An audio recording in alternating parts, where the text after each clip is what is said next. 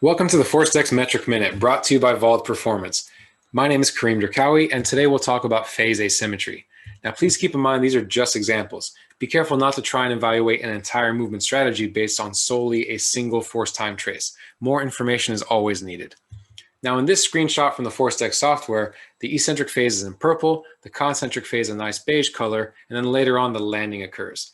Left force is in blue, right force is in orange, and if you add the two together, you'll get total force, which is in gray. Body weight is denoted by the green area that runs left to right. But let's go ahead and keep things simple. Here we see a nearly perfect counter movement jump repetition. We know it's a well-balanced force output from this individual because the left and right sides are nearly in complete harmony with one another. Here we see a little bit of a different story. There's a moderate left-sided asymmetry in the eccentric phase, a nearly perfect concentric phase, and then a very large left-sided asymmetry upon landing. Now, this individual probably does not want to load fast and hard on the right side, but even more so in the landing phase when velocity is higher, peak impact force is higher, rate of force development is higher, plus there's a proprioceptive and afferent feedback demand that has to coordinate a safe and effective landing. So the stakes are higher in the landing phase, and so that's probably why the asymmetry is exacerbated there. Here we see a very clear right-sided dominance. Even before the movement begins, this individual is leaning onto the right side. So eccentric, concentric, and especially landing, we see a very large right-sided preference the entire jump through.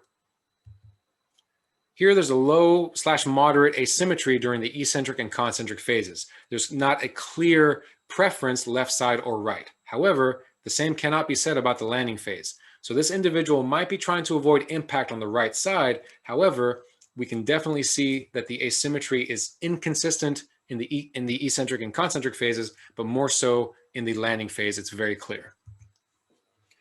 Finally, we have this idea of the braking phase crossover point. So essentially, if you remember from previous episodes, the braking phase is when an individual starts to reverse the trend of downward force application and start to put force in the ground, tense up, and apply a lot more energy to the movement preparation period. So now what we see here is when that kicks in, there's a right-sided preference from that moment of increasing force output.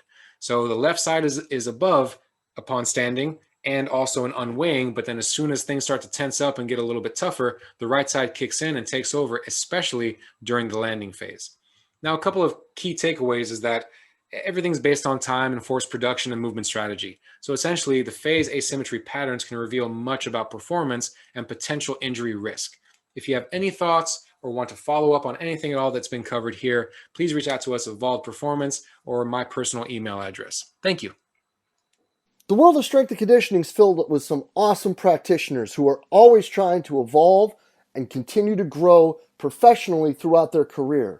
The problem with many of us, though, is finding a new outlet, a new way, and a new perspective on the questions that we may have, whether it be programming, whether it be situational with dealing with coaches, or whether it be career advice.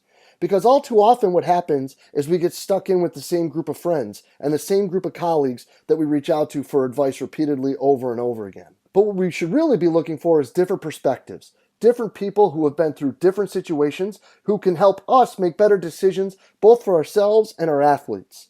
And one awesome place to start with that is the forums in the Strength Coach Network. In the forums in the Strength Coach Network, you'll be able to reach out and get feedback, input, and advice from coaches from all over the world.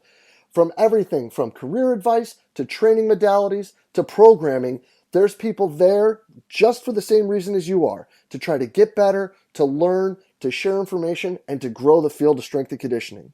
So hop on over to strengthcoachnetwork.com/CVASPS, that's strengthcoachnetwork.com/CVASPS to dive into all that great content today and get your 48-hour trial for only $1. I look forward to seeing you in the Strength Coach Network. Hey, what's happening, everybody? DeMayo coming at you with this week's edition of My Thoughts Monday.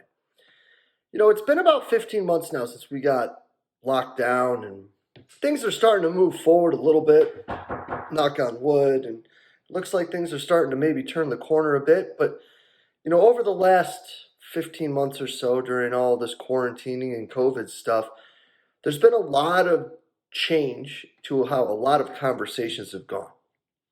There's been a lot of different perspectives shared by coaches when it comes to things that we need to look at outside of coaching. And one of those is the financial situation that most of us find ourselves in, and how we can do better for ourselves.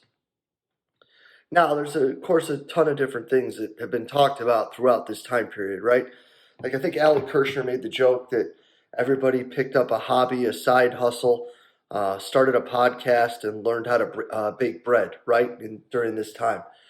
And while she was sort of joking, sort of being real with that, I think one thing that a lot of people have done is the side hustle thing, and then also diving deeper into finance and diving deeper into investing and things of that nature, like ways that we can better ourselves so that, our professional life is doing things to help things grow for us.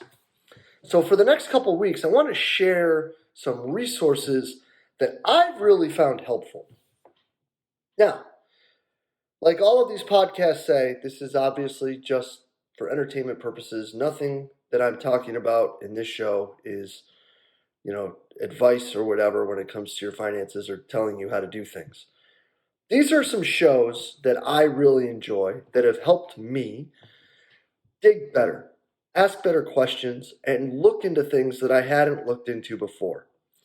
So I want to share with you 3 podcasts in this episode that I would recommend checking out that I think have been really helpful for me.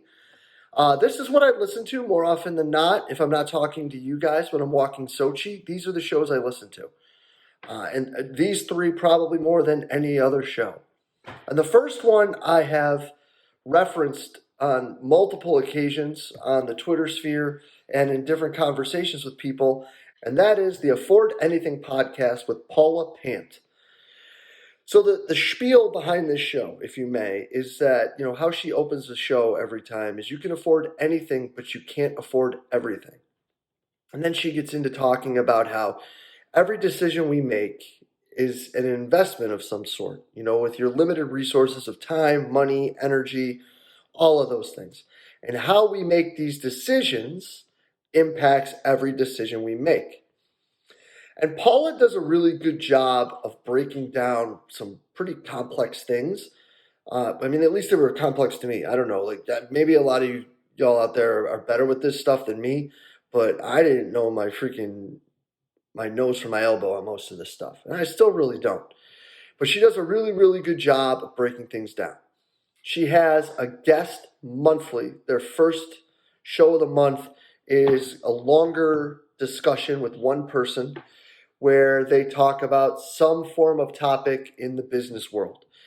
This past one was about, the unwritten rules when it comes to how you act in the office, from everything from negotiating your contract and how you apply for positions, to like how you handle responsibilities and work you do and things of that nature.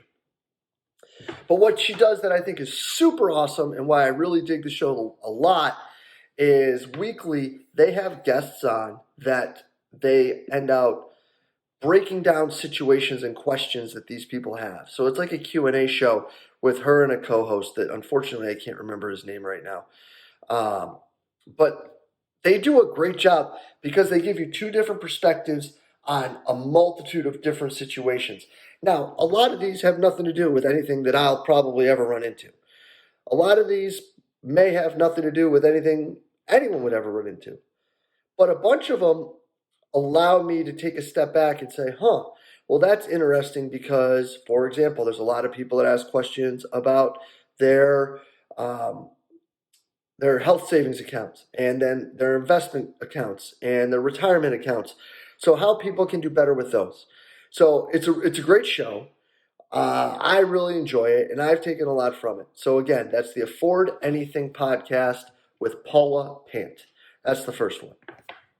The second show I would like to share with you guys is Bigger Pockets Money Podcast. Now, Bigger Pockets is a group that started a lot around real estate investing, I believe, and it really has expanded on the FIRE movement, which is the Financial Independence Retire Early movement. And this show is awesome. Mindy Jensen and Scott Trench are the hosts.